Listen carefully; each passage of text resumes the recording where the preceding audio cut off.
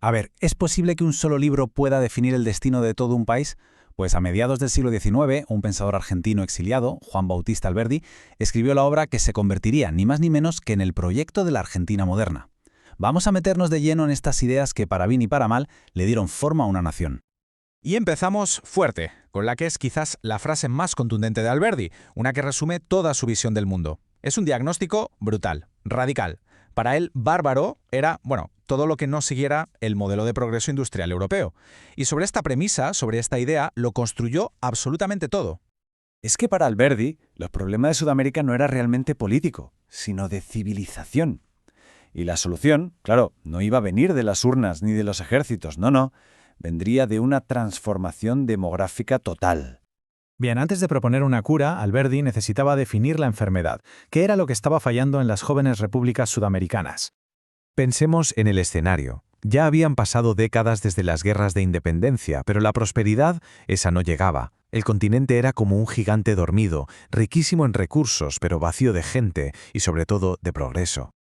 Esa era la gran pregunta del momento. Se habían librado batallas heroicas, se habían escrito constituciones llenas de ideales, pero la realidad del día a día era de estancamiento. ¿Dónde estaba el fallo? Pues Alberdi apuntó directamente al corazón del problema, a las propias constituciones. Él argumentaba que en lugar de atraer el progreso, lo que hacían era repelerlo. Eran documentos, decía, aislacionistas. Cerraban las puertas a la gente, al capital y a las ideas que el continente necesitaba como el aire para respirar.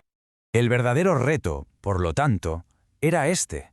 No se trataba de cómo gobernar a la población que ya existía, sino de cómo crear una población, casi desde cero. Y aquí, justo aquí, es donde Alberdi presenta su idea más famosa, la más transformadora, un lema que se iba a convertir en política de Estado.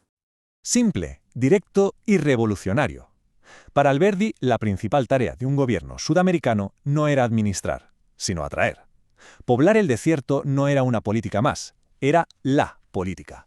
El eje de todo. Ojo, que no se refería a cualquier tipo de población. Él creía que la civilización, la industria y la libertad no se aprendían en los libros, sino que se importaban con las personas. Quería traer, literalmente, pedazos vivos de Europa a América. Esta cita es que lo explica a la perfección. Un inmigrante trabajador, con sus costumbres, con su disciplina, era para Alberdi un catecismo más edificante que cualquier tratado de filosofía. La civilización, en su opinión, se contagiaba por el ejemplo. Pero claro, ¿cómo se atrae a millones de personas para que crucen el océano? Pues no con discursos, sino con leyes. Alberdi diseñó una constitución pensada para funcionar como un imán. Y su plan, la verdad, era de lo más práctico. A ver, primero, tolerancia religiosa absoluta para no espantar a los protestantes, a los anglosajones y alemanes que él quería traer. Segundo, darles a los extranjeros los mismos derechos que a los locales, sobre todo el de poseer tierras. Tercero, abrir los ríos al comercio mundial. Y cuarto, y muy importante, construir ferrocarriles para llevar toda esa civilización importada hasta el último rincón del país. El contraste es radical. Lo que Alberdi proponía era un giro de 180 grados. Pasar de un modelo cerrado, heredado de la colonia española, a uno completamente abierto, diseñado para competir por el recurso más valioso del siglo XIX, la gente. Toda esta idea de la inmigración como motor de cambio iba ligada a una teoría educativa muy particular y para muchos bastante controvertida. Él la llamó la educación de las cosas. La idea era que la verdadera educación para un pueblo que él consideraba bárbaro no venía de la universidad, sino de la fábrica, del campo cultivado por un inmigrante, del taller de un artesano. Se aprendía a ser trabajador y ordenado, pues viendo a otros serlo.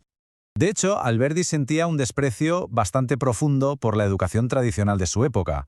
Llegó a decir que las universidades eran fábricas de charlatanismo, que lo único que producían eran políticos y demagogos ociosos. Lo que el país necesitaba, según él, no eran más abogados, sino ingenieros, no más retórica, sino ferrocarriles y hábitos de trabajo. Entonces, la pregunta es, ¿qué pasó con todas estas ideas tan radicales? ¿Se quedaron en el papel? Pues todo lo contrario. Se convirtieron en la hoja de ruta de una nación. Es que la conexión es directa y rapidísima. El libro se publica en 1852. Al año siguiente, en el 53, la nueva Constitución argentina incorpora casi palabra por palabra sus principios. Derechos para los extranjeros, fomento de la inmigración, libertad de cultos. Y poco después el plan se pone en marcha. El resultado fue una de las migraciones más masivas de la historia moderna. 6 millones. Entre 1870 y la Primera Guerra Mundial llegaron a Argentina unos 6 millones de europeos. Una cifra monumental para un país que al principio de ese periodo apenas superaba el 1,5 millones de habitantes. Así que, al final, las bases de Alberdi no fueron solo un ejercicio intelectual, no, fueron el plano real sobre el que se construyó un país nuevo, transformando su demografía, su economía y su cultura de una manera que muy pocos libros han logrado en la historia. Y esto nos deja con una pregunta final, una que resuena todavía hoy.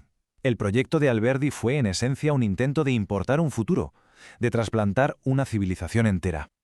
¿Cuáles son las consecuencias, las luces y las sombras de construir una identidad nacional sobre la premisa de que lo propio es bárbaro y lo valioso tiene que venir de fuera?